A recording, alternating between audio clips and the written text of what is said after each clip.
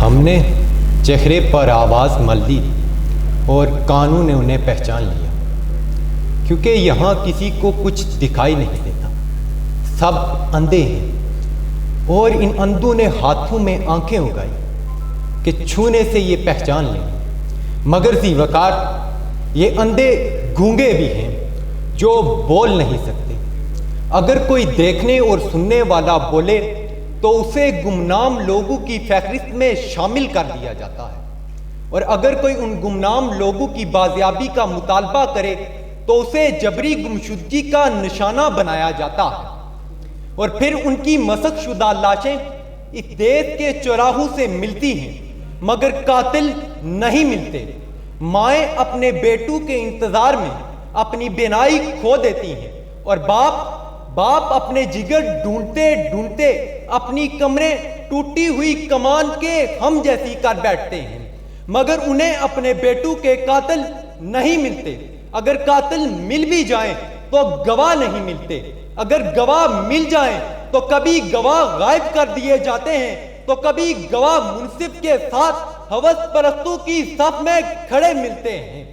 تو انصاف کی دیوی اپنی آنکھوں پر پٹی ڈال کر قاتلوں کو دیکھا اندیکھا کر دیتی ہے، کیونکہ یہاں منصف و مدعی سکوں کی چھن پر رقص کرتے ہیں کہ صدر ذی وقار اب تو گناہ و ثواب بکتے ہیں، مان لیجئے جناب بکتے ہیں۔ پہلے غریب بکتے تھے، اب تو عزت مآب بکتے ہیں۔ بے ضمیروں کی راجنیتی میں چاہو منصب خطاب بکتے ہیں۔ شیخ، واعظ، وزیر اور شاعر سب یہاں پر جناب بکتے ہیں، سب یہاں پر جناب بکتے ہیں۔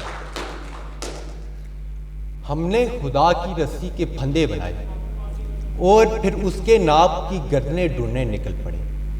اگر کوئی پھندا پہننے سے انکار کرتا تو ہم اس کا سر تن سے جدا کر دیتے، کیونکہ یہاں کسی کو ہماری مرضی کے بغیر زندگی گزارنے کی کوئی اجازت نہیں۔ اگر کوئی زندگی گزارنے کی کوشش کرے گا تو ہم جلاد بن کر اس کا سر تن سے جدا کر دیں گے۔ اگر کوئی عورت اپنے حقوق کے لیے آواز بلند کرے تو ہم اس پر فحاشی اور بات چلنی کا الزام لگا دیتے ہیں، کیونکہ ہم عورت کو انسان نہیں گوشت سمجھتے ہیں جس کو ہم کتوں کی طرح نوچتے ہیں۔ اگر کوئی عورت ہمیں گھر کی چار دیواری سے باہر نظر آئے تو ہماری نظریں اس کے کپڑوں کو چیرتی ہوئی اس کے جسم سے پار ہوتی ہیں۔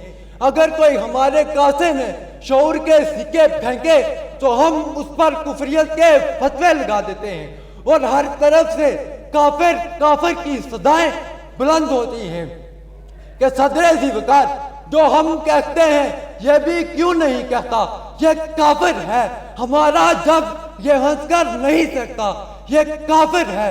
بڑی بے شرم ہے یہ ماں جو مزدوری کو نکلی ہے، یہ بچہ بھوک ایک دن کی نہیں سکتا، یہ کافر ہے۔